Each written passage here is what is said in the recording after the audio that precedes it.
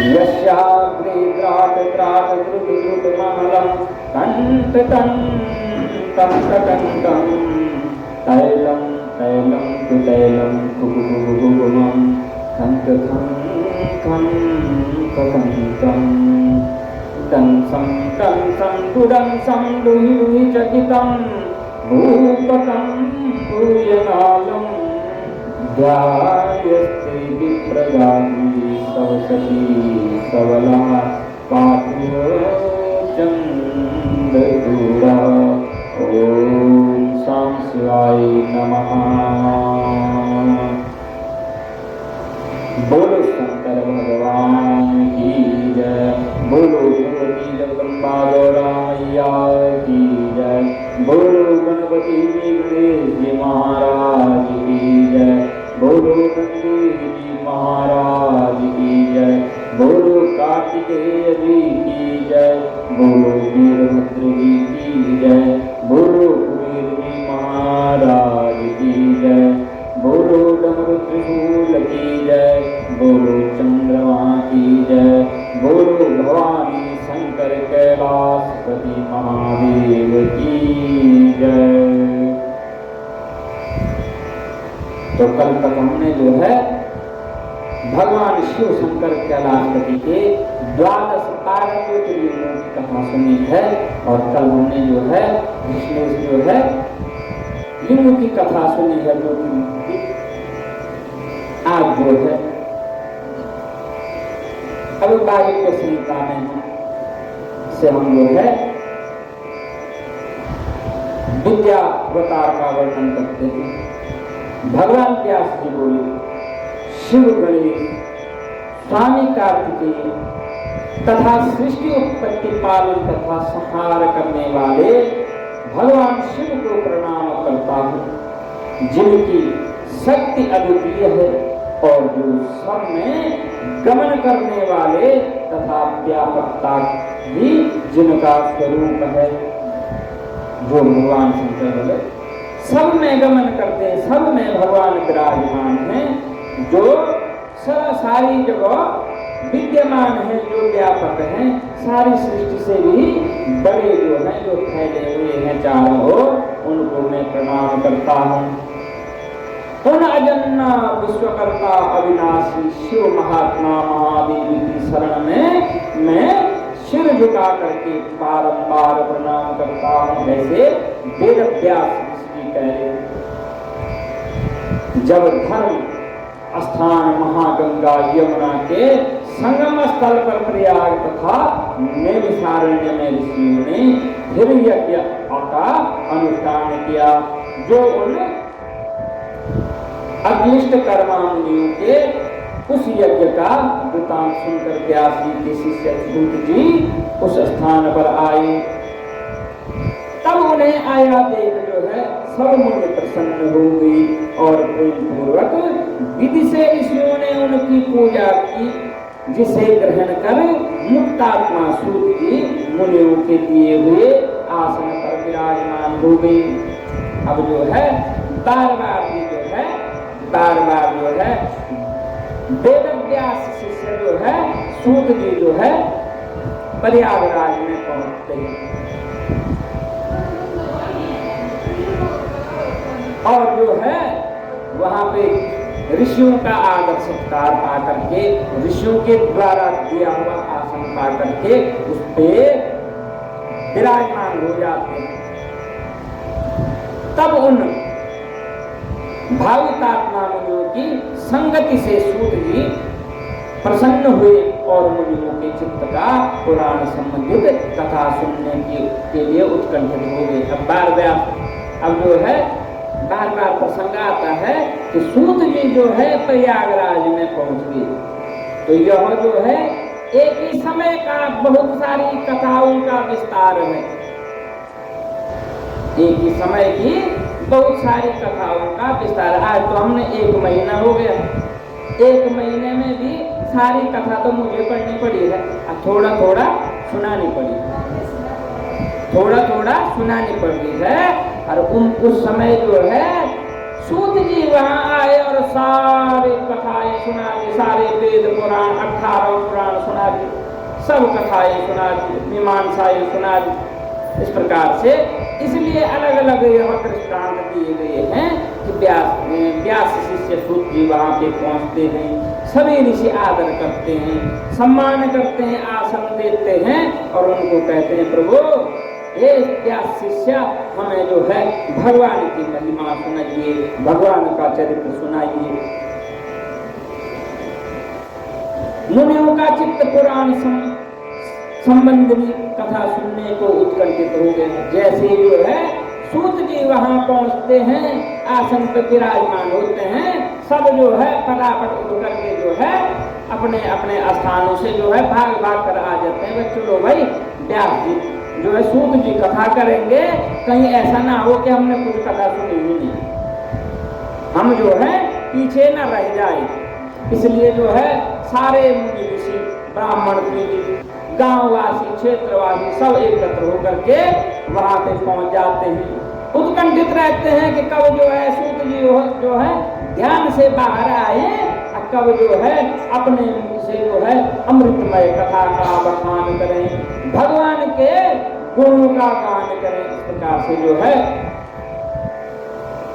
उत्कंठित होते, उत्साहित होते हैं, सब बैठ जाते हैं आकर के।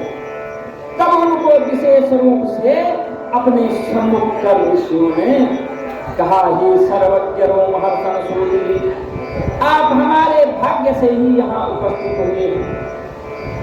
सभी ऋषि कह रहे हैं, सभी ब्राह्मण कह रहे हैं, सभी साधु और सज्जन लोग जो वहां पे हैं वो सब प्रार्थना कर रहे हैं। वो सब जो है बार बार जो है सूत जी से कहते हैं कि हे सूत जी, आप जो है कृपा करके चुप न रहिए, हमें कथा सुनाते रहिए, भगवान का साक्षात्कार हमें करवाते रहिए। कहते हैं आप हमारे भाग्य से ही यहाँ उपस्थित हुए हैं, हम जो है बड़े भाग्यशाली हैं। हे सूत जी जो आप यहाँ आए हैं और आप अब जब आए गए हैं तो हमें अच्छी अच्छी भगवान के गुणों का बखान करके सुनाइए।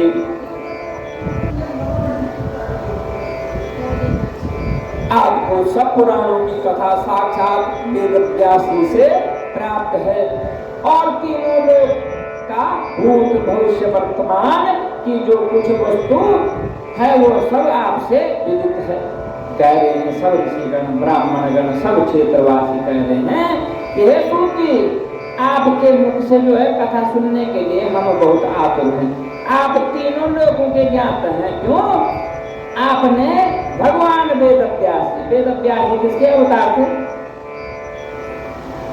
वेद व्यास जो है श्री नारायण के, विष्णु के अवतार थे, नारायण के अवतार थे, जो अवतरित होकर के उन्होंने जो है 1 अरब श्लोकों को विभाजित करके छोटे छोटे जो है पुराणों में विभक्त कर दिया। नहीं तो इस कलयुग में उतने 1 अरब श्लोक कब पढ़ते आयु व्यतीत हो जाती, अर्थ पूर्ण नहीं कर पाते। इसलिए उन्होंने छोटे छोटे वेद विभाग कर दिए और जिससे हम जिसमें हमारी रुचि हो, जिसमें हम सबकी रुचि हो, ऐसे बना दिए कि भाई कितने शास्त्र हैं, जो आपको अच्छा लगे उसको पढ़ो, उसको सुनो और मुक्त हो जाओ।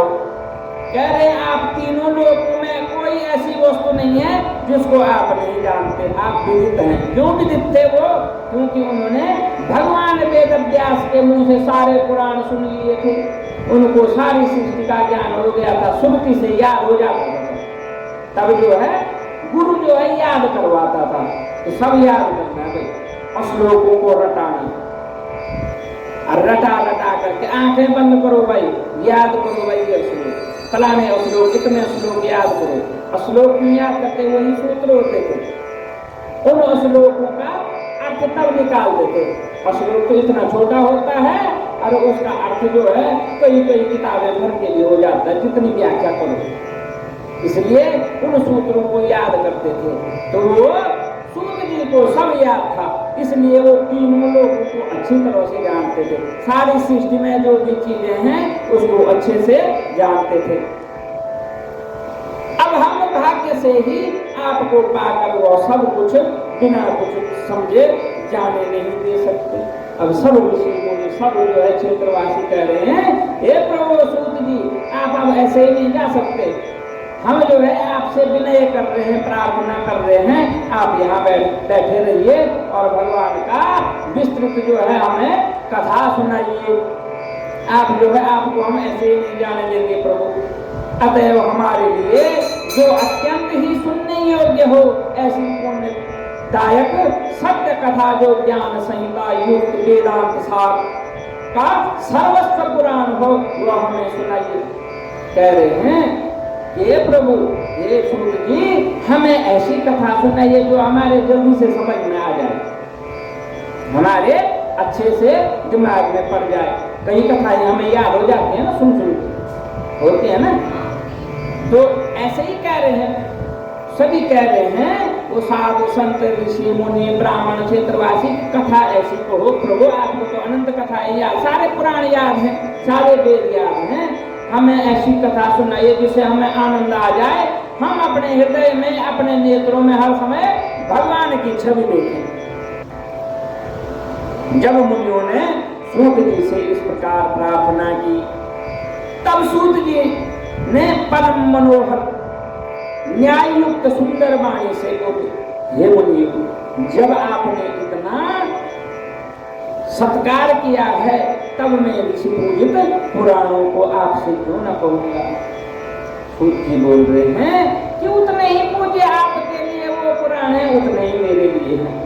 आपने जो है मेरे से आग्रह किया है, मेरा कर्तव्य है कि ऋषियों से जिन पुराणों की पूजा जो है ऋषि करते हैं, देवर्षि करते हैं, स्वयं ब्रह्मा जी करते हैं, मैं उसे क्यों ना आपसे कहूंगा। मेरा भी सौभाग्य है कि मैं इस कथा का बखान करूं।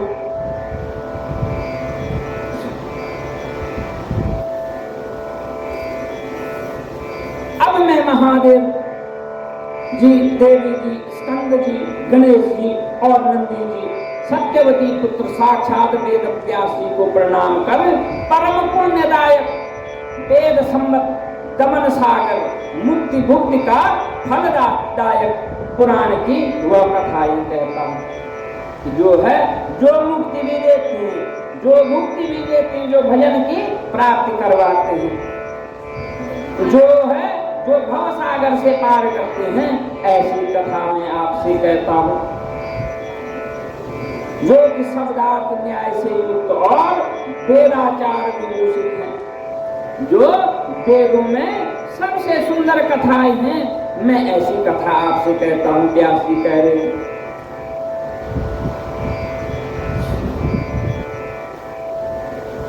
जो शब्दार्थ न्याय से युक्त और वेदाचार विभूषित है, तथा जिसे वायु ने श्वेत कल्प में प्रसंग में वर्णन किया है, इसे जो है वायु ने, इसलिए वायु पुराण है, वायु संहिता है कि वायु ने जो है इसको वर्णन किया है।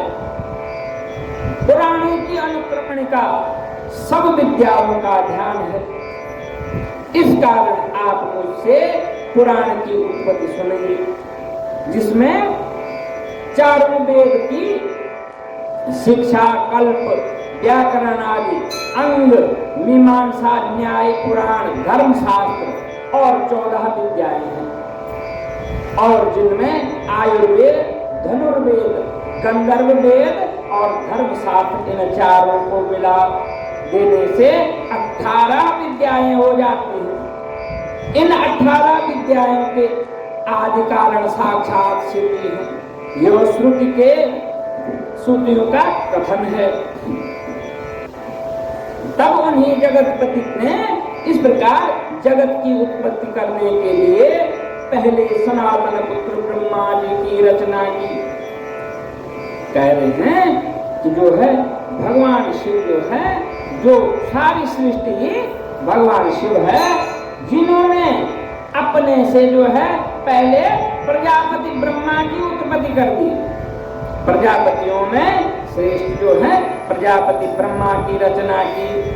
उन्हीं ईश्वर ने ब्रह्मा के लिए सृष्टि के निमित्त विद्याएं दी, और उन्हीं महादेव, उन्हीं शंकर ने जो है, शिव ने जो है ब्रह्मा जी को ज्ञान दिया, ब्रह्मा जी को वेद दी, ब्रह्मा जी को वाणी दी और इस प्रकार से सृष्टि रचना के लिए सारे सामग्रियां उपलब्ध कराई।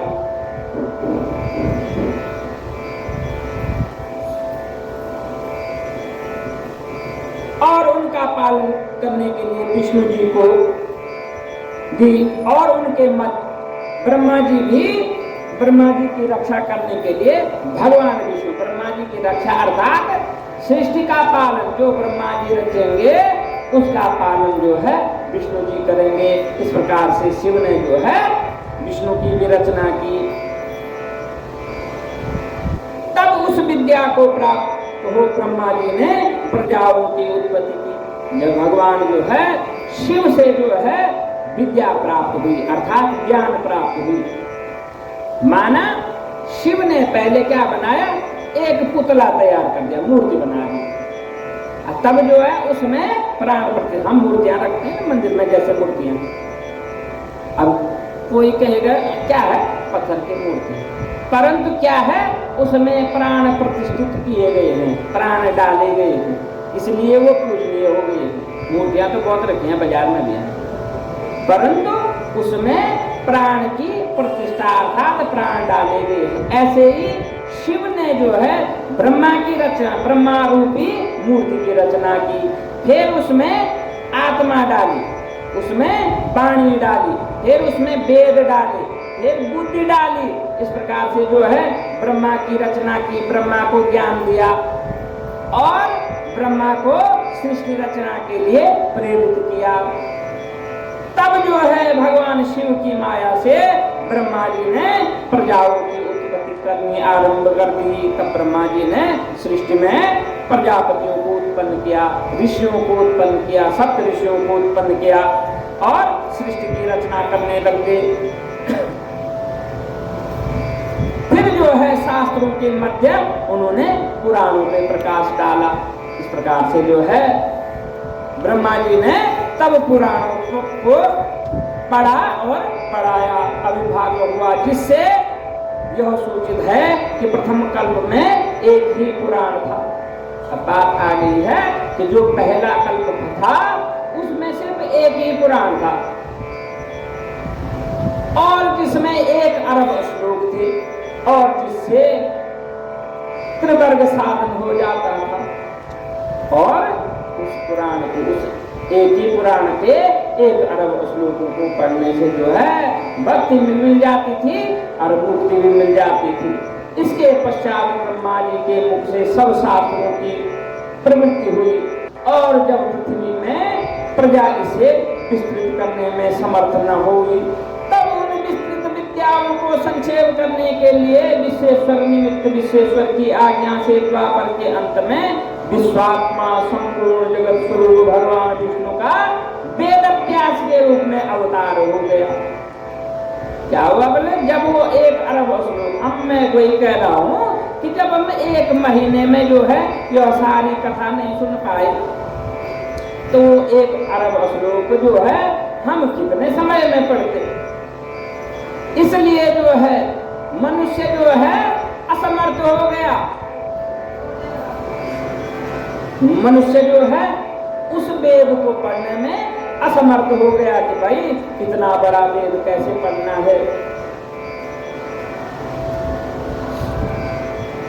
तब जो है शिव की कृपा से, शिव के आज्ञा से ही विष्णु जी ने जो है वेद व्यास जी के रूप में जो है अवतार लिया।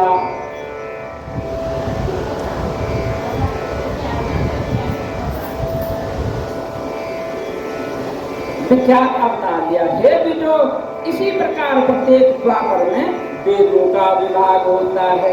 ऐसे ही जो है जब सृष्टि होती है और द्वापर आता है, द्वापर युग आता है, द्वापर के बाद कौन सा युग आता है, कलयुग आता है, तो उसमें जो है वेदों का विभाग होता है। क्योंकि सारे युग क्या होते हैं, बड़े बड़े होते हैं, उनमें उम्र भी बड़ी होगी और कलयुग में आकर के उम्र भी छोटी हो जाती है।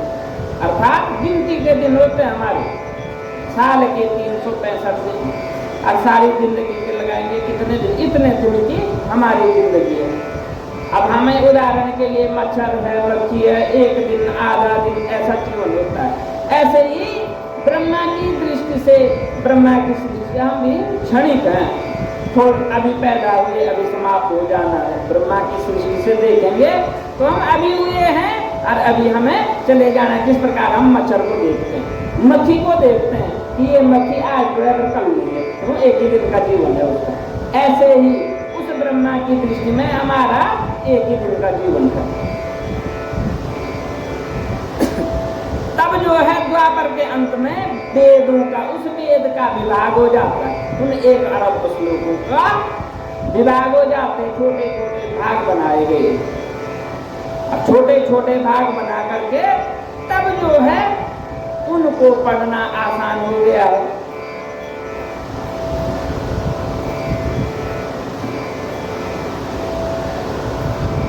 तब इस द्वापर के अंत में कृष्ण द्वैपायन ने अरणी में अग्नि के समान सत्यवती से जन्म ग्रहण किया।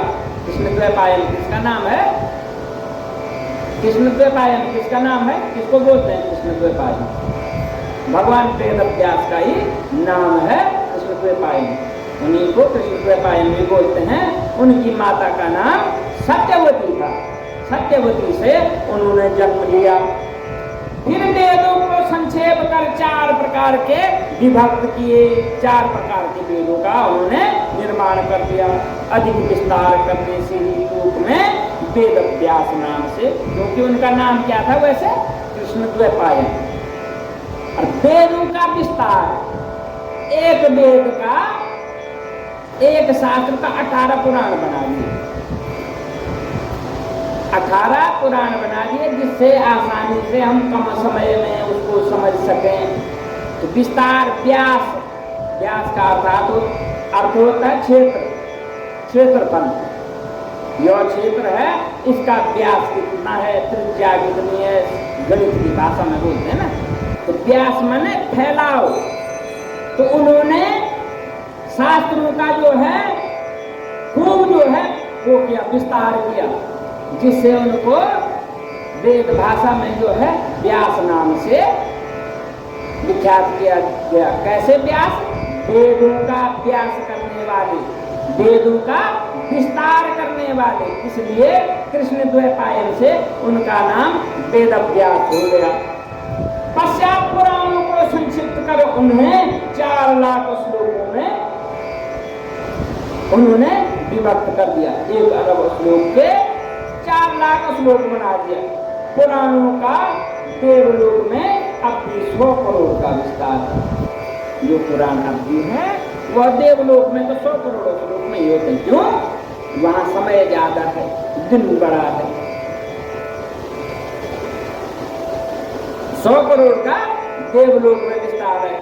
4 वेदों को जानकर भी जो है, जो पुराणों को नहीं पढ़ता है वह मूर्ति का आता है। माने वेदों को पढ़ दिए, मंत्र की सिद्धि कर दी, तंत्र की सिद्धि कर दी, परंतु भजन कहां से मिलेगा? भगवान के भाव को जब जानेंगे, भगवान का स्मरण करेंगे, भगवान का नाम का गुणगान करेंगे। मंत्र किस लिए होता है? भगवान को सिद्ध करने के लिए, आकर्षण होता है। मंत्र का मतलब आकर्षण। मंत्र बोलेंगे, भगवान आ जाएंगे, प्रसन्न हो जाएंगे। मंत्रों के द्वारा जो है भगवान को हमारी की हुई पूजा प्राप्त हो जाएगी। और कथा के द्वारा जो है हम भगवान के लीलाओं का वर्णन सुनेंगे।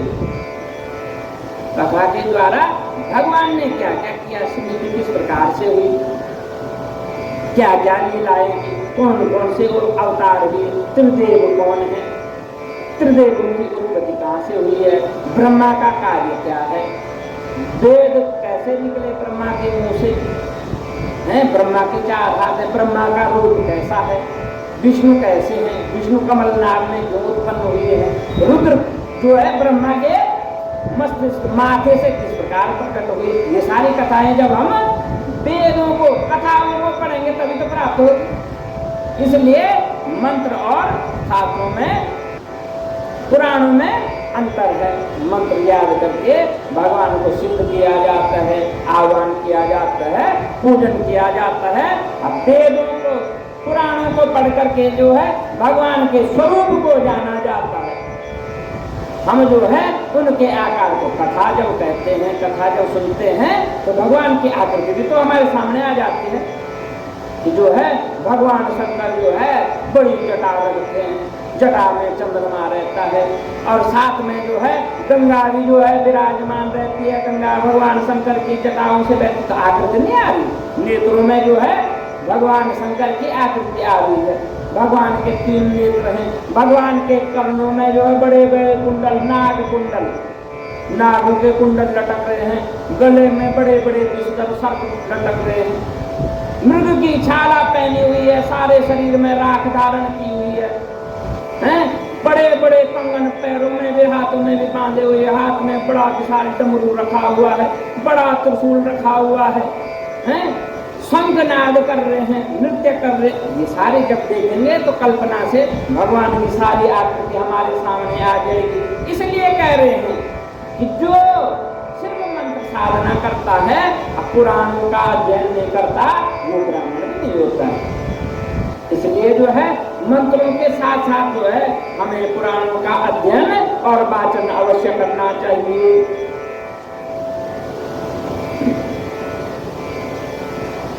वेदों का विस्तार करता, उसे उस थोड़े से पढ़े हुए वेद से डरता है।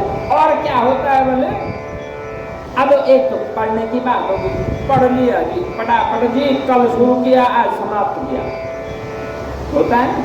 अब शिवरात्रि पे 3 दिन पहले रख लेते हैं, कई कहते हैं ना, कई दिन पहले, 1 आध दिन पहले, हफ्ते पहले रख लिया और पढ़ा एक तरफ से दूसरी तरफ समाप्त किया, तो उस पढ़ने से कुछ नहीं होता। कथा को समझने से सब कुछ होता है।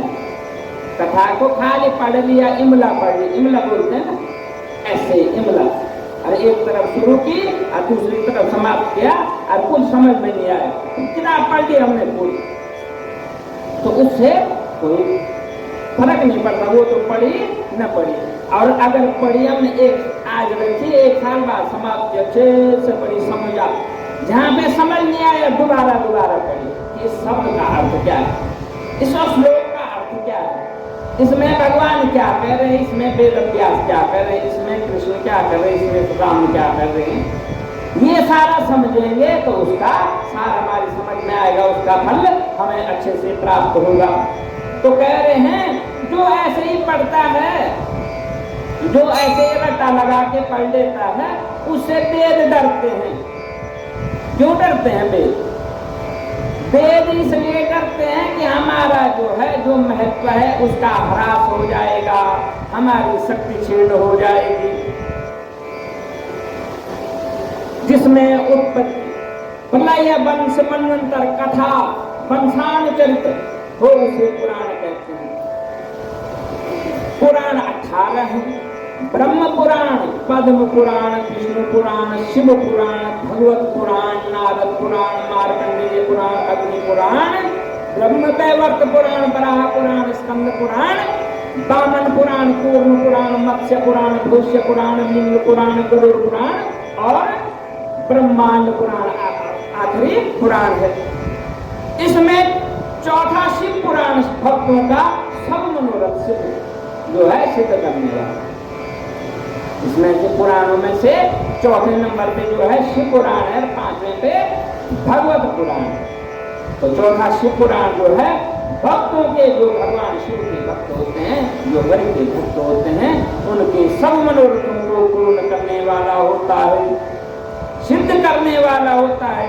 इसकी कुल 12 संहिताएं हैं और इसमें 1 लाख श्लोक हैं जो साक्षात शिव जी द्वारा निर्मित और धर्म प्रविष्ट हैं। जो श्लोक हैं वो भगवान शिव के मुंह से निकले हुए, डमरू नाद से निकले हुए वो श्लोक हैं।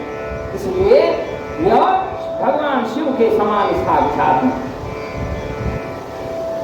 इसके करते हुए धर्म का पालन कर 3 वर्णों में मनुष्य शिव जी के प्रसाद से इस जन्म में ही मुक्त हो जाता है। जो इस प्रकार से भगवान का शिव का भजन करता है, भक्ति भाव से भजन करता है, सच्चे टाइम पास करने के लिए नहीं, जो है भगवान को प्राप्त करने के लिए। जब हम मंदिर में आएंगे तो सब चीज घर छोड़ लो ना, अपना जो है काम दाम सब घर छोड़ लो, जो होगा देखा जाए, करने वाला वो है प्रभु। जो भक्ति भाव से भगवान के शरणों में अपने आप को समर्पित कर देता है, उसका जन्म सफल हो जाता है। वह शिव जी के प्रसाद से इस जन्म से मुक्त होकर के शिव और सायुज्य को, शिव के शरणों को प्राप्त हो जाता है। शिव के आश्रय से तो मनुष्य को कौन कहे, देवताओं की मुक्ति हो जाती है। अब देवता परेशान होते तो कहां जाते? भगवान शंकर के पास, ब्रह्मा जी के पास तब जाते हैं, शंकर जी के पास जाते हैं, प्रभु आप ही हैं, ये अधिकार तो सिर्फ आप ही के पास है संहार करने का। अब हमारे पास सबसे ज्यादा क्या होता है संग्राम, हम लोग जीवन में सबसे ज्यादा एकत्र क्या करते हैं? कष्ट, दुख,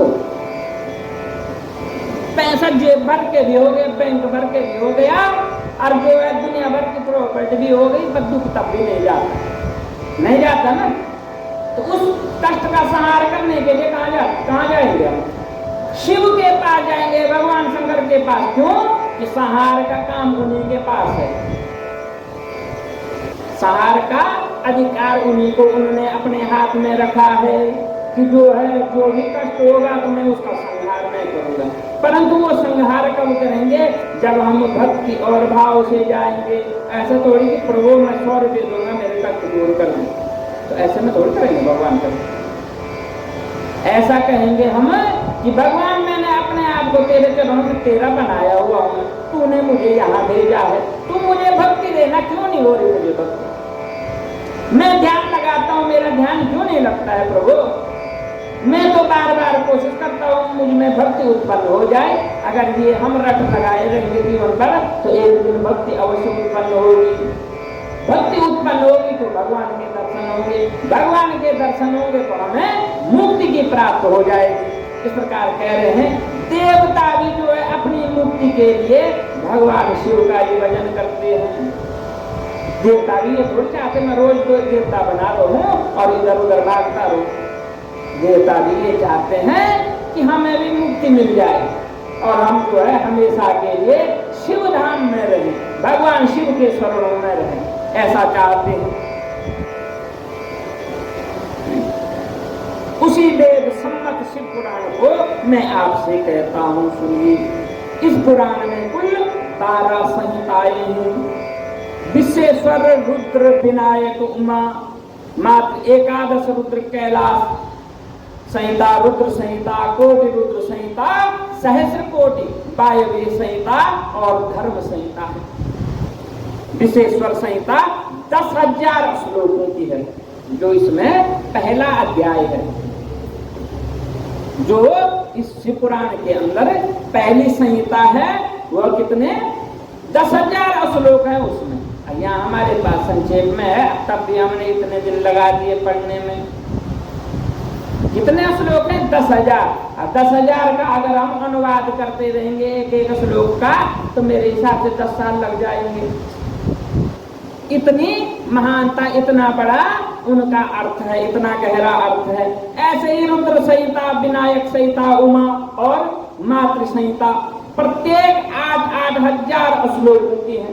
11 रुद्र संहिता 13,000 श्लोक की और कैलाश संहिता 6,000 श्लोक की, शतरुद्र 3,000 श्लोक की, कोटि रुद्र 9,000 श्लोक की, सहस्र कोटि 11,000 श्लोक की और वायु संहिता जिसको हम अभी पढ़ रहे हैं वह 4,000 श्लोक की है और धर्म संहिता जो अंतिम संहिता है वह 12,000 श्लोकों की है।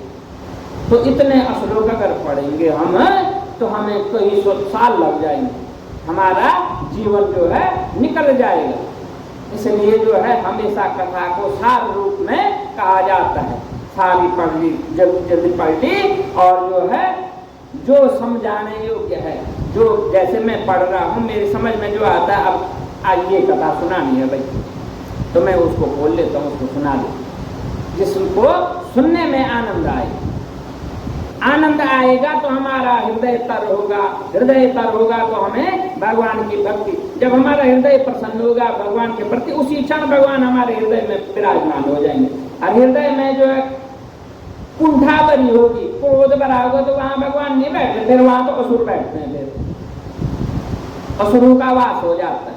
इसलिए जब हम अच्छी अच्छी कथाएं सुनते हैं, भगवान के चरित्र को सुनते हैं, तो भगवान वहां से आकर के हमारे हृदय में विराजमान हो जाते हैं और आनंद लेते हैं। तब हमारा शरीर पवित्र हो जाता है, मन और वाणी पवित्र हो जाता है, बुद्धि पवित्र हो जाती है और हम उस सतमार्ग में लग जाते हैं। इस प्रकार व्यास जी ने इस मुक्ति भुक्ति दायक शिव पुराण को 24,000 श्लोकों में संक्षेप में किया है। व्यास जी ने जो है शिव पुराण को संक्षेप में 24,000 श्लोकों में कर दिया, कि जिसको हम इस युग में पढ़ सकें और भगवान शिव के तत्व को जान सकें,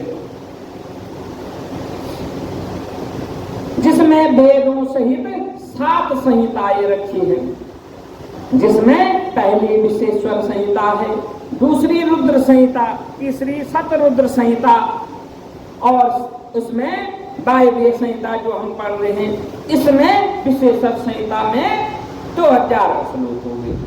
जब उन्होंने उसके भी विभाग कर दिए, जब शिव पुराण के विभाग कर दिए, छोटे विभाग, तब उसको मात्र 24,000 श्लोकों में बना दिया कि भाई अब इसको तो पढ़ लेंगे। हमारे समय को देखते हुए कि भाई इतना ही समय है इनके पास, ज्यादा देंगे तो ये कहाँ पढ़ पाएंगे, अगर शिव पुराणी पढ़ते रहेंगे तो और कर्म कब करेंगे। क्यों?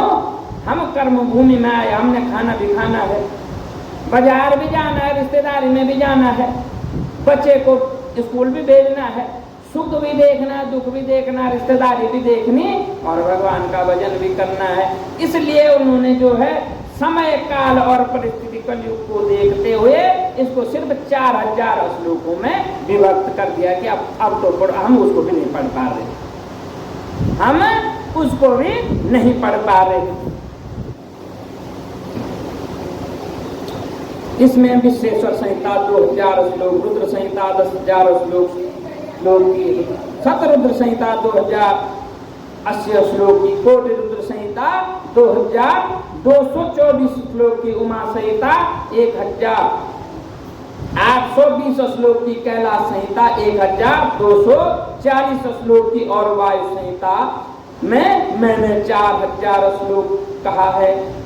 उसके 2 भाग हैं जिसे मैं आगे वर्णन करूंगा। इस प्रकार से जो है सूत जी कह रहे हैं कि ऐसा हुआ था, जो है ऋषियों ने पूछा था ना कि कैसे, पूछ रहे हैं कि क्या क्या है, वेद क्या है, भगवान शंकर क्या है, वेदों की उत्पत्ति क्या हुई है। यह तो संक्षेप में कथाएं हैं, तब बड़ी बहुत वार्तालाप हुआ, बहुत सारी चीजें हुई, बहुत प्रश्नोत्तरी हुई। इस प्रकार से वेद व्यासी ने कह दिया कि भगवान शंकर हैं, उनसे वेदों की उत्पत्ति हुई है, उन्होंने ब्रह्मा जी को वेद दिए हैं, ब्रह्मा जी के मुख से तब वेद प्रकट हुए हैं। इस प्रकार से तब जब 3 युग बीत गए, बीतने वाले हैं, तब जो है अब कलयुग आने वाला, कलयुग की उम्र कम है, तो कलयुग की उम्र कम है तो मनुष्यों की भी कम होगी। इसलिए मनुष्य इस बड़े ग्रंथ को नहीं पढ़ पाएंगे, नहीं सुन पाएंगे, अर्थात नहीं याद रख पाएंगे, इसलिए छोटा कर दिया उसको। और जो है इस प्रकार से भगवान के चरित्र को सुना रहे हैं। तब मुनि बोले, इस प्रकार जब अनेकों, सूत जी बोले, इस प्रकार जब अनेकों कल्प व्यतीत हो गए और बराह कल्प की उपस्थिति हो गई, श्वेत बराह कल्पे, यही है वो बराह कल्प, उत्पत्ति हो गई, तब सृष्टि निर्माण कर्म और जगत निर्माण की वार्ता प्रवृत्त हुई और प्रज्ञ ज्ञानवान हो 6 कुलों में उत्पन्न हो गई। तब वे सब मुनि परस्पर कहने लगे कि यह ब्रह्म है, यह नहीं है। इस प्रकार से जो है अब कलयुग का प्रभाव होने लग गया। अब जो है दिमाग में 2 पलड़े हो गए कि ब्रह्म है कि नहीं है, माने भगवान है कि नहीं है। होते हैं ना कई ऐसे होते बिल्कुल नास्तिक होते, क्या होता है भगवान, कुछ नहीं है। क्या होता है भगवान? कुछ नहीं, तो उससे तो वार्ता करना तब अच्छा नहीं होता। उससे क्या वार्ता करनी पड़ती? कहते हैं अश्लोकस्तु अश्लोकताम याति, अश्लोकस्तु अश्लोकताम याति यत्र तिष्ठन्ति साधव, लकारो लुप्यते तत्र यत्र तिष्ठन्ति असाधव।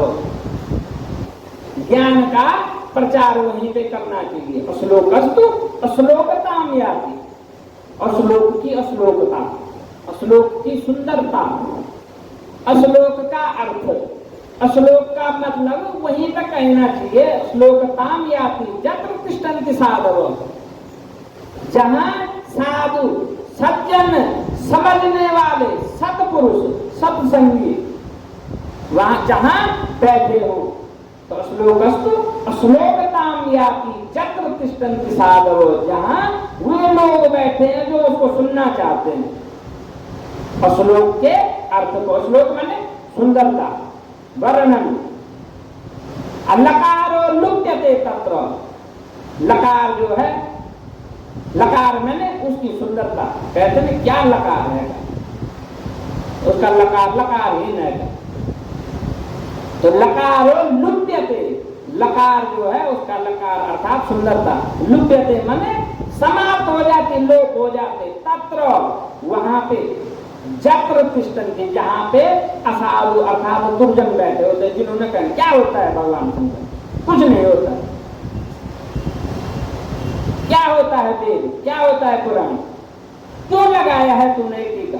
ये जने वो क्या होता है? ये कंठ में माला रखी, क्या होता है? कुछ नहीं होता है। जो है वही है। कहते हैं ना, तो ही कहते हैं मूर्ख बुद्धि हो जाते, तब कहते हैं कि जो आनंद लेना ले लो जब तक जीवन है। तो ये नहीं सोचते जीवन जिसने दिया है वो खाली आनंद के लिए नहीं दिया है, वह जो है कर्म करने के लिए दिया है। आनंद लो फिर यहीं आओ। यहाँ भी बहुत 84 लाख योनियां वो तब मिलेगी मनुष्य योनि। जो आनंद लोग ना तो ऐसे ही होगा। जो भगवान का भजन करना है तो जो है वो अगर यहाँ आना भी पड़ गया तो मनुष्य बनोगे। और जो कर्म रह गए हैं शेष, जो पाप रह गए हैं वो अगले जन्म में पूर्ण कर लो। और जो आप समर्थ हो गए इस जन्म में अपने सारे जो पाप हैं वो क्षय कर दिए, तो तब क्यों आना? तब तो शिव सायोज्यम गच्छति, शिव के शरणों में जो है चले जाओगे। पर अगर आना ही हो गया, इसलिए भजन करते हैं ना कि प्रभु पहले तो अपनी शरण देना, नहीं तो अगर जन्म दोगे तो फिर से ऐसे ही धर्म स्थानों में देना जहां हम धर्म कर सकें। खाली कर्म नहीं, पेट के लिए नहीं, सिर्फ पेट के लिए नहीं, जहां हम धर्म कर सकें, अध्ययन कर सकें, आपका अनुसरण कर सकें, आपका वर्णन कर सकें, आपका नाम जप कर सकें, आपको जान सकें। ऐसा जो है हमें जन्म देना। यह ब्रह्म ने इस प्रकार से उन मुनियों में विवाद होने लग गया। कब होने लग गया? जब द्वापर समाप्त होने लग गया, जब वेद हो गए। वो कह रहे हैं ब्रह्म का निरूपण करना कठिन हो गया और कोई निश्चय न हो सका। इस प्रकार से जो है उन्होंने आपस में, कोई ऋषि मुनि जो है, कोई कह रहा कि होता है, कोई कहता नहीं होता है, कोई कह रहा ऐसा होता है, कोई कह रहा ऐसा नहीं होता है। अलग अलग पंथ हो गए, अलग अलग मत हो गए। तब ये वे सब जो है अविनाशी ब्रह्मा जी को देखने गए। तो उन्होंने कहा कि भाई अब क्या होगा? अब तो जो है इसका निष्कर्ष जो है स्वयं ब्रह्मा जी ही कर सकते हैं, जो सृष्टि के रचयिता हैं वही कर सकते हैं। तब वो देखने गए। ब्रह्मा जी एक सुरम्य पर्वत पर छोटी सी कंदरा में सिद्ध चारणों से सुशोभित हो रहे थे। ब्रह्मा जी जो है एक सुंदर कंदरा अर्थात एक गुफा के अंदर बैठे हुए। जिसने रिसर्च करना हो, जिसने अध्ययन करना हो, जिसने पढ़ना हो, कहते हैं ना बच्चों को भी कहते हैं तू वहां जाके बैठ कर, तू यहाँ हमारे बीच मत बैठ, डिस्टर्ब हो जाएगा, तेरी पढ़ाई खराब हो जाए, तो हम अलग कमरे में चले जाओ। हैं? अगर हमें भी कुछ अध्ययन करना, पूजा घर अलग बनाते हैं ना घर में, तो जिससे वहां पे डिस्टर्ब ना हम पढ़ ले। जो हम पढ़ते हैं भगवान भी सुनने, हमारे मन को भी वो बात छूट जाए। इस ऐसे ही जो है भगवान ब्रह्मा जी एक कंदरा में जो है गुफा में बैठे हुए चुपचाप जो है तप कर रहे हैं, ध्यान लगाए हुए, सृष्टि के रचयिता ध्यान में बैठे हुए। तब वहां सब मुनि पहुंच गए, लोक पितामह ब्रह्मा जी का दर्शन किया। जब वहां जो है वो कैसे पहुंच गए, जिनके मन में विश्वास ही नहीं है वो कैसे पहुंच गए। तप किया जप किया तभी तो पहुंचे। ब्रह्मा जी के दर्शन भी ऐसे थोड़े होंगे, क्यों? बिना तप के दर्शन नहीं हो पाएंगे। तो तप की साधना की, तब तक थोड़ा बहुत सत्य बचा हुआ था, इसलिए उनके बुद्धि भ्रष्ट होने लग रहे थे कि भाई इस प्रकार है ब्रह्मा, इस प्रकार है सृष्टि रचयिता, ये है वो है, इस प्रकार से भेद हुआ। परंतु थे वो सब मुनि, मानने वाले भगवान को ही थे, भगवान का भजन करने वाले, इसलिए उनको दर्शन हो गए। मुनियों ने पितामह ब्रह्मा जी का दर्शन किया, शुद्ध सुवर्ण आभूषण पहने हुए। अब ब्रह्मा जी कैसे सुंदर सोने के आभूषण धारण किए हुए ब्रह्मा जी वहां विराजमान है कंदरा के अंदर, जिनका मुख जो है श्वेत है, सफेद, जिनका मुख बिल्कुल बर्फ के समान, श्वेत मुख जिनका, दिव्य शरीर, उनके शरीर से जो है ज्योति प्रकाश निकल रहा है उनके शरीर से, ऐसा शरीर जो सरस्वती जी से सेवित हो रहे हैं। माता सरस्वती जी जो है, जिनकी जो है सेवा कर रही है निरंतर, जो ज्ञान की देवी है वो माता सरस्वती, उनकी जो है सेवा कर रही है, गंधानुलेपित श्वेत वस्त्र पहने हुए।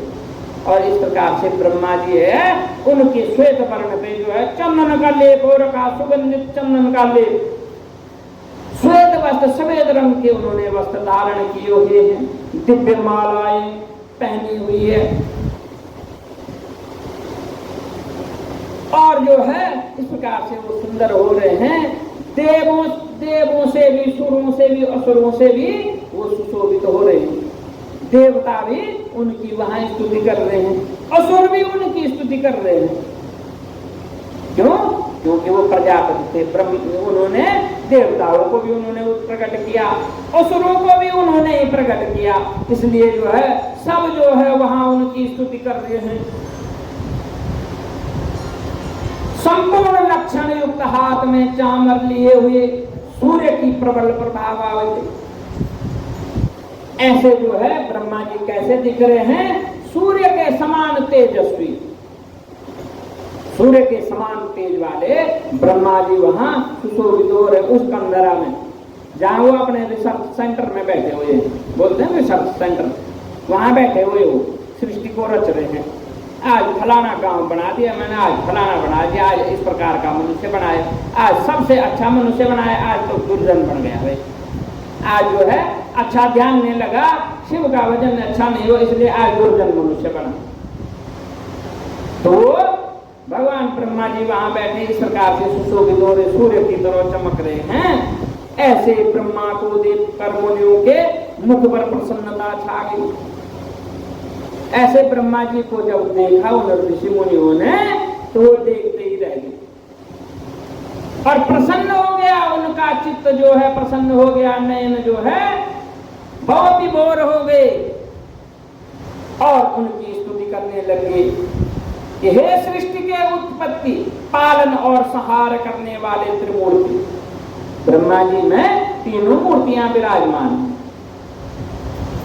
इसलिए वो कह रहे हैं, उनको ज्ञान की उत्पत्ति होगी, कह रहे हैं कि सृष्टि को उत्पन्न करने वाले, संहार करने वाले, पालन करने वाले हे त्रिमूर्ते, आपके लिए बारंबार हमारा नमस्कार है, पुराण पुरुष के लिए हमारा नमस्कार है। आप जो है पुराण पुरुष ब्रह्मा जी को कहते, क्यों कहते हैं? क्यों? पुराणों की उत्पत्ति ब्रह्मा जी के ही मुख से हुई है, वेदों पुराणों की उत्पत्ति। आप प्रधान देह प्रधान क्षोभ कारण, 23 महत आदि विकारों के भी विकार हैं और विकारहीन भी हैं। आप जो है साक्षात ब्रह्मा जी हैं, विकार से युक्त भी हैं तो विकार के हीन भी हैं। ब्रह्मांड को उत्पन्न करने वाले होकर भी ब्रह्मांड के मध्य में आप स्थित हैं। इस प्रकार से स्तुति कर रहे हैं कि हे ब्रह्मा जी, आपने सारा ब्रह्मांड रच दिया। ब्रह्मा की इच्छा से ही तो इस सृष्टि की रचना, पृथ्वी की रचना हुई। पहले क्या था? सारा जलाजल। सारा क्या था? जब विष्णु जी उत्पन्न हुए थे तब क्या था? सागर था सिर्फ। सागर में भगवान विष्णु जी शेषनाग पे सोए थे। उसके बाद जो है उन्होंने इस सृष्टि की रचना की, जिस सृष्टि में हम विराजमान। तो कह रहे हैं आप ब्रह्मांड को उत्पन्न करने वाले, ब्रह्मांड के मध्य में ही स्थित है। आपने ही इस सृष्टि को, इस पृथ्वी की रचना की है। आप ही, और आप इसके मध्य में बैठे हुए। क्यों बैठे हुए? हमें दर्शन देने के लिए, जिससे हमारा जल्दी से कांटेक्ट हो जाए उनसे। अर्थात रेंज में बैठे हुए नहीं बोलते, टावर आ रहा कि नहीं आ रहा। अब कहीं दूर गाड़ के एरिया में जाएंगे सडोरा का, हम कहेंगे जियो का टावर नहीं आ रहा भाई, टावर लग रहा सडोरा में। और घाट क्षेत्र में जाएंगे ऊपर जंगल में, अब वहाँ टावर नहीं आएगा।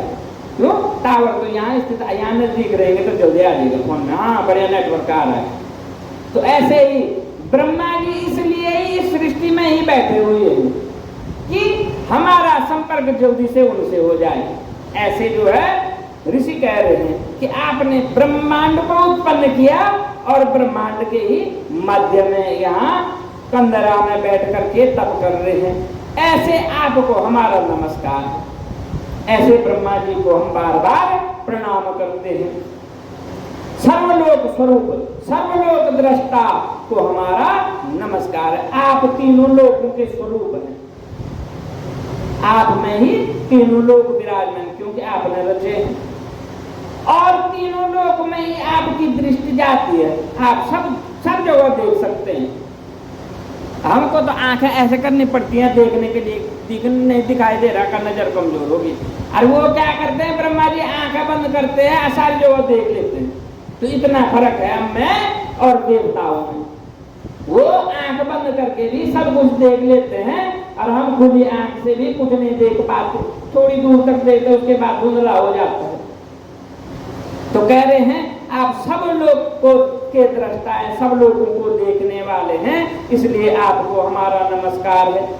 आप ही ने इस सारे जगत को उत्पन्न किया और आप पालन ही भी कर रहे हैं और आप इसका संहार भी करेंगे। अर्थात आप त्रिमूर्ति स्वरूप हैं। आप ब्रह्मा विष्णु महेश के स्वरूप ब्रह्मा जी आप विराजमान हैं। आप ही जो है सृष्टि को बना रहे हैं, आप ही संहार करेंगे। हे नाथ आपको नमस्कार है। हे पितामह, हम माया के वशीभूत आपको नहीं पहचान पाए। सब ऋषि कह रहे हैं कि हम पे माया का प्रभाव होने लग गया है। कौन सी माया? खाली रूपे वाली माया नहीं, सांसारिक माया, माया मोह कि मेरा इतना है। कड़ाई हो गई, दीवार, तूने दीवार इतनी क्यों करी? तूने जो है रास्ता मार दिया, तूने ये कर दिया,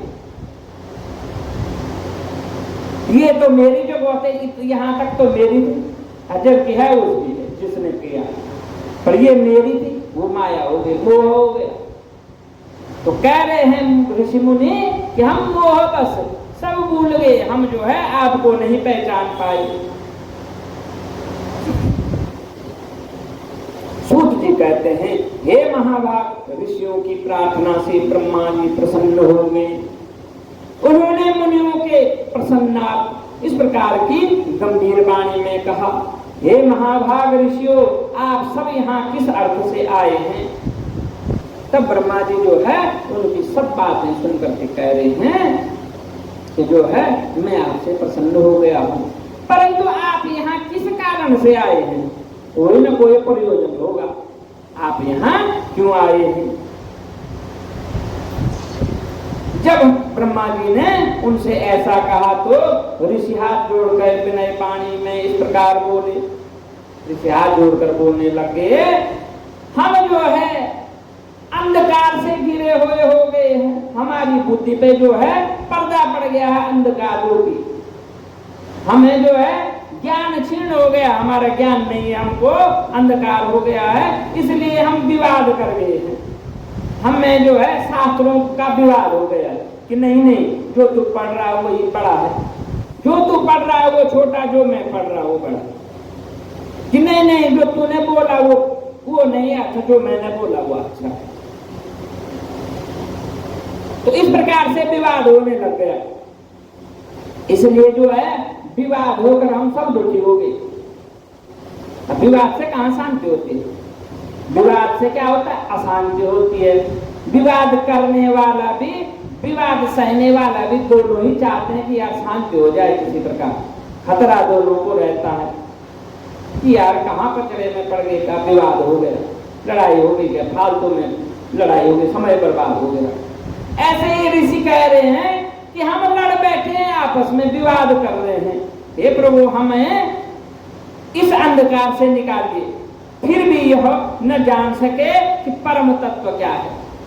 हम इतना लड़ गए, परम हमें तत्व का ज्ञान नहीं हुआ। कोई कुछ बोल रहा है, जितने ऋषि आए हैं सबकी हमारी अलग अलग भाषा हो गई है और हम तत्व को नहीं जान पाए। आप सारे जगत के कर्ता कारण हैं, कारण के भी कारण हैं। हे नाथ, आप सब कुछ के ज्ञाता हैं।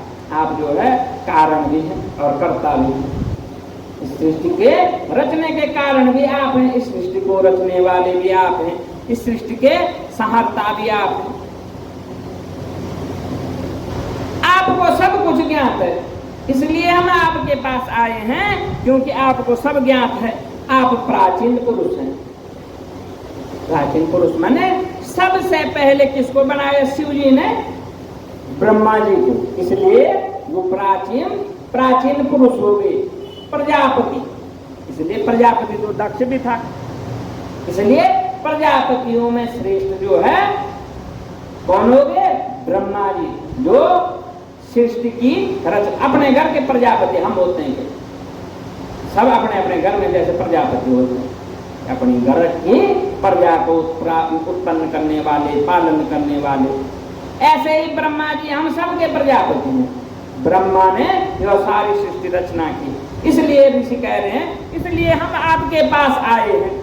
आप प्राचीन पुरुष हैं, सबसे पहले भगवान शिव ने आपको ही रचा है, ऐसा हमने सुना है। आप विशुद्ध, परिपूर्ण, शाश्वत, नित्य और परमेश्वर हैं। आप ही जो है विशुद्ध हैं, आप ही परिपूर्ण हैं, पूर्ण ब्रह्म परमात्मा आप ही हैं। शाश्वत भी हैं आप और नित्य परमेश्वर भी हैं, हमेशा ही रहने वाले भगवान भी आप हैं। हम तो आप ही को देख रहे हैं, इसलिए हमारे लिए आप ही पर ब्रह्म परमेश्वर हैं। आपने किस विचित्र कृत्य से जगत का सृजन किया है? हे महाप्रज्ञ, आप हमारे इस संदेह को दूर कीजिए।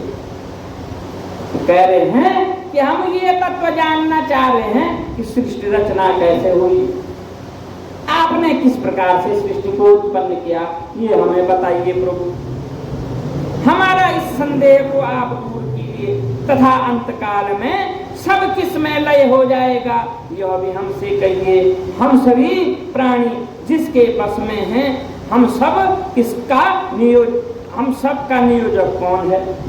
कि हम प्राणी जो है, हम किसके बस में? हम जो आपके पास आए हैं, हम आपके बस में हैं, या आपके किसी अनुयायी के बस में हैं, या आप जिसका अनुसरण करते हैं उसके बस में? हम कौन हैं? मैं क्या हूँ? कहाँ से आया हूँ? मैंने कहाँ जाना है? जब मैं पैदा हुआ तब मैं कहाँ से आया? जब मैं मर जाऊंगा तब मैंने कहाँ जाना? इस प्रकार से भगवान ब्रह्मा से पूछ रहे हैं।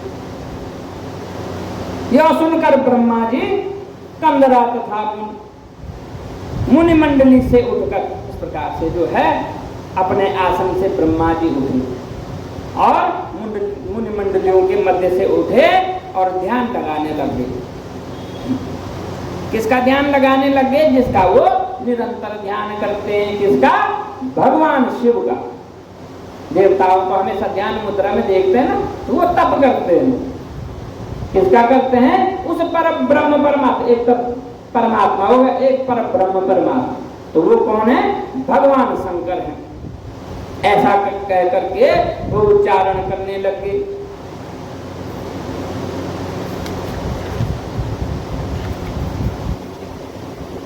हाथ जोड़ करके बोल रहे हैं। ब्रह्मा जी बोले, जिसमें मन वाणी की गति नहीं है, जिसे पाकर विद्वान भयभीत नहीं होता है, तथा जो ब्रह्मा विष्णु रुद्र इंद्र आदि का कर्ता, आदि कारणों का ज्ञाता और नारायण है, जो संपूर्ण ऐश्वर्यों को से संपन्न और सर्वेश्वर है, मुमुक्ष विद्वान जनों को ध्यान योग मन मंदिर में जो स्थिर रहता है, जिनका मैं पहला पुत्र हूँ, जिन्होंने मुझे ज्ञान दिया है और मैं प्रजापति, मैंने जो है उनकी कृपा से प्रजापति पद पाया है। वह एक ही ईश्वर चारों ओर विस्तृत है। ब्रह्मा जी जो है हाथ जोड़ करके खड़े हो गए, अपने स्थान से हाथ जोड़ रहे हैं और विनती करके जो है भगवान शिव का ध्यान करके कह रहे हैं कि हे ऋषियों, मुझे उत्पन्न करने वाला, विष्णु को उत्पन्न करने वाला, रुद्र को उत्पन्न करने वाला एक ही परमात्मा है, जो है सतजनों को, बुद्धिमानों को, ऋषि मुनियों के ध्यान में जो है, जो उनके ध्यान के समय उनके हृदय में और बुद्धि में स्थिर हो जाते हैं, जिनका मैं पहला पुत्र, वो शिव हैं, उन्होंने रचा है मुझे, मैं उनका पहला पुत्र हूँ, जिन्होंने मुझे ज्ञान दिया और प्रजापति पद दिया, उनका दिया हुआ, मैं ऐसे ही नहीं, अपने आप नहीं हुआ, उन्होंने बनाया मुझे, बुद्धि दी, योग दिया, विद्या दिया, ध्यान दिया, तभी तो हुआ।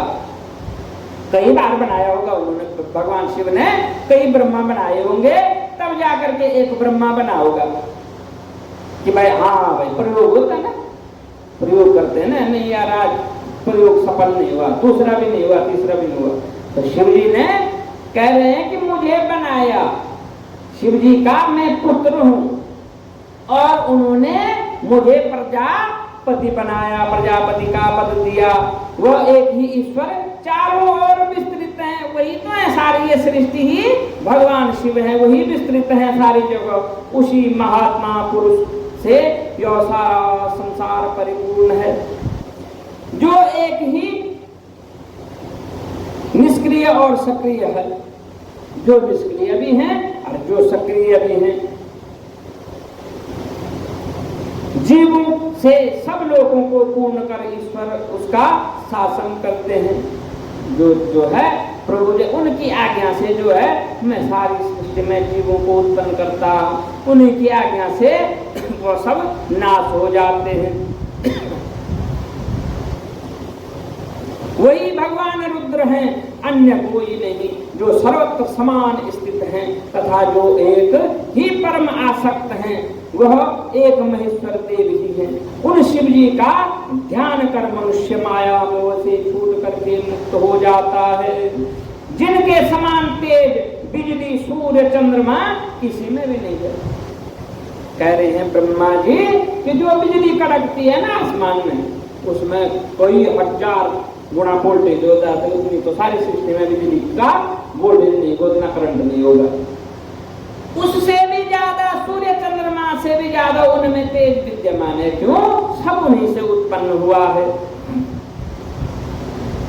उन शिव जी का ध्यान कर मनुष्य माया मोह से छूट जाता है। सनातनी श्रुति है कि वो एक ही देवता महादेव जी हैं, उन्हीं के परम तत्व, उन्हीं से परम तत्व की प्राप्ति होती है, जिनका आदि नहीं अंत नहीं है, जो स्वतंत्र चराचर के अधीन किए हुए हैं, जो सारे चराचर को, सारी सृष्टि, सारे ब्रह्मांड, तीनों लोकों को, सातों भुवन को अपने अधीन रखते हैं, लक्ष्मीमान प्रकृति से परे हैं, लक्ष्य लक्षण वर्जित हैं, जिनको कोई मतलब नहीं है, जिनको लक्ष्मी नहीं चाहिए, जिनको भोजन नहीं चाहिए, कुछ नहीं चाहिए, उनका आनंद जो है सृष्टि को उत्पन्न करने, पालन करने और संहार करने में ही है। वो ऐसे प्रभु हैं जो सब में विद्यमान है, काल प्रेरक, सर्वोच्च और सारे जगत के स्वामी। वो जो है सारी जगह विद्यमान और सारे जगत के कण कण में विद्यमान है, इसलिए वही सर्वेश्वर है, वही स्वामी है, जो सबसे बड़े और उनसे बड़ा कोई नहीं है, जो अनंत जगत का पिंडीकरण करने और पंडित और उदारता, वीर्य, गंभीरता और मधुरता में समुद्र हैं,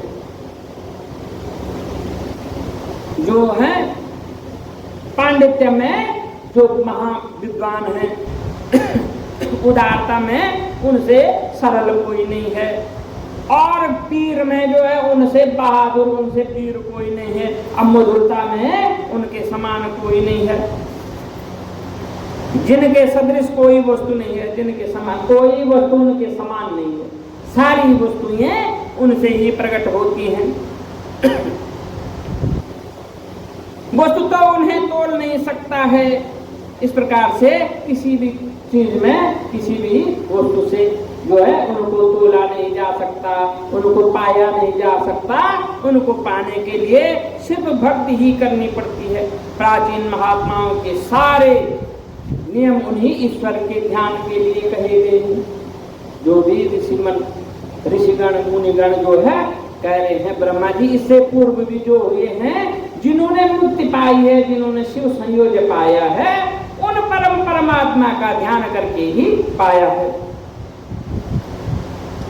इस प्रकार क्रमशः बहुत से जन्मों के पाप क्षीण हो जाते हैं तो शाम सर्वेश्वर की भक्ति प्राप्त होती है।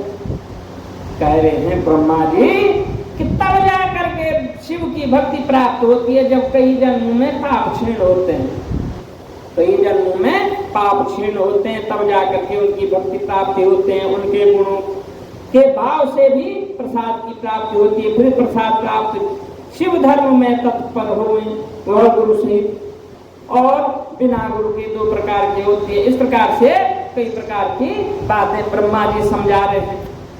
ऐसा कहकर महादेव जी को प्रणाम कर ब्रह्मा जी ने अपना वह चक्र छोड़ा। तो वहां जो विप्र उपस्थित थे ब्रह्मा जी को प्रणाम करके चले गए। वह निमिषारण्य आकर के टूटा। वहां अनेकों यक्ष गंधर्व विद्याधर का वास था। उस समय पुरुरवा 18,000 द्वीप का राजा था। यह विलासी और उर्वशी के पास गया। उसने अज्ञानवश धर्म का अतिक्रमण किया, मुनियों की यज्ञशाला छीनी। इस प्रकार एक मुनि ने क्रोध होकर वज्र समान उस निर्घात कर दिया। तो फिर सृष्टि रचने की इच्छा से ब्रह्मा जी ने आकर के वहां यज्ञ किया, जिससे यह स्थान सर्वदा ही मुनियों के तप योग्य हुआ और सुंदर हो गया। बोलो शंकर भगवान की जय।